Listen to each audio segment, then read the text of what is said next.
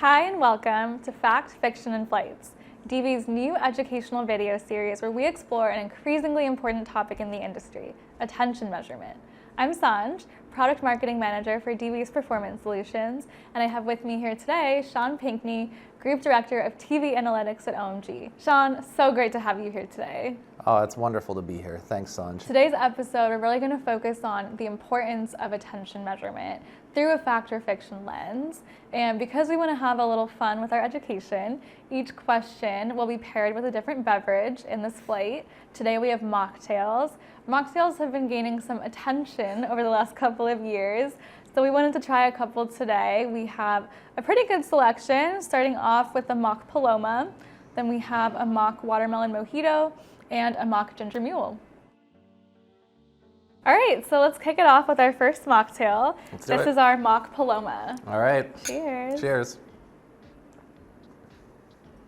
All right, pretty good. Yeah, a lot of grapefruit. A little bitter. A little bitter. But good. Very good. All right, so ready to dive into our first question? I'm ready. Let's go. Fact or fiction, traditional metrics like viewability alone are not sufficient to tell the full story of campaign performance. Fact. Traditional metrics like viewability, they're only a very small part of how a campaign is performing. What we're seeing with attention is that we can get a more holistic picture of what's happening, how the consumer is engaging with the content, and really how many people we're reaching who are actually viewing the content. Viewability is essential. We want to make sure our ads are in view, but viewability alone really isn't enough, because with viewability you're just guaranteeing your ads on screen for 1 to 2 seconds, and that short amount of time isn't always enough to make an impact on an audience. And even 100% viewability isn't guaranteed to have any attention. So if you look at online video, you can have a video playing in the corner of the screen and it's completely 100% in view,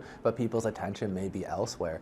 And so in those cases, you want attention to figure out, okay, what is really happening, what is driving, and should I be paying this much for this ad? And I'm curious too, given your background on the TV side, what do you think of reach as a performance metric? So reach is gonna be there. It's a traditional metric that we're gonna keep using, but we're seeing attention as a tool, a lever to augment our understanding of who is actually being reached. So when we say that, we want to make sure that people that are actually looking at the ad, even if they're in the room and they would say traditionally they've been reached, well, if their eyes aren't on the screen or they're doing something else, they're cooking, those people aren't actually reached. And so we're looking at attentive reach as a better metric. Definitely agree. All right, so let's dive into our next drink. Let's do it. This is a watermelon mojito, a mock watermelon mojito. Interesting. Cheers. All right. Lots of watermelon. Lots of watermelon. Better than the first. I think so too. I love watermelon. So next question, fact or fiction, privacy regulations and the deprecation of cookies are not impacting the way that brands measure performance. Fiction. So we are definitely being impacted, and the whole industry, right, is being impacted by the loss of cookies and the privacy regulations. However, we think that this is a great thing for consumers and for the industry. What we're doing as an agency is we're using attention metrics to further innovate on basically everything in the campaign lifecycle, from the creative and how the creative is impactful, to the measurement side, to activation and activating with the best attention things, using things without cookies and being completely privacy compliant. Privacy is still really top of mind for consumers. Actually, a recent study showed that 83% of consumers still are concerned about privacy, so it's something that consumers are still caring about, and it's important that brands are also able to incorporate privacy-friendly solutions into the way they measure. Shall we move on to our last and final drink and question? Let's do it. This is a Mock Ginger Mule. Cheers. Cheers. Oh, this one's a little sweeter. Almost a forest as well. Forest. Yeah. That's good feedback. Yeah. Little pine notes. Yeah, kind of pine notes. Yeah, definitely. Exactly. I would say that one's probably not my favorite, but not bad. Not bad. Not bad. All right, are you ready for the last question? Yes. Fact or fiction, now is really the time for brands to incorporate attention into their media strategy. So facts, for sure.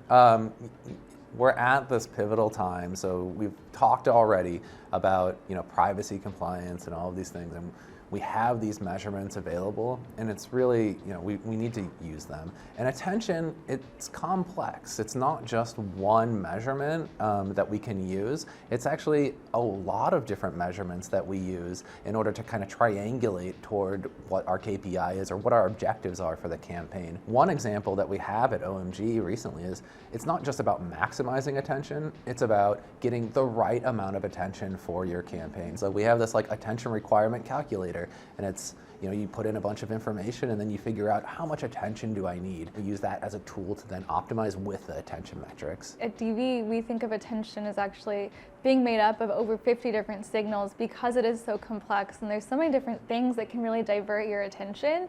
So it's important that you have those different metrics and bring them all together to help you understand different requirements for attention. And I think, and that's really where we can come in right now, and it's brands should be using this and trying to understand how you can take, these 50 different measurements or whatever it is to triangulate into your KPIs and to understand your brand and your industry and how attention impacts it. Attention is an adaptable metric, so no matter what your campaign goals are, whether they're upper funnel or lower funnel, attention can really be fit into different campaign scenarios. One thing we've actually seen at DV is that exposure metrics for attention actually correlate more towards those upper funnel KPIs, and engagement metrics really correlate more towards those lower funnel KPIs. So I think one of the draws of attention is it's really a useful metric no matter what campaign you're working on. I would totally agree with that, and we're seeing very similar things with our attention tests. And the only thing I would add is on the creative side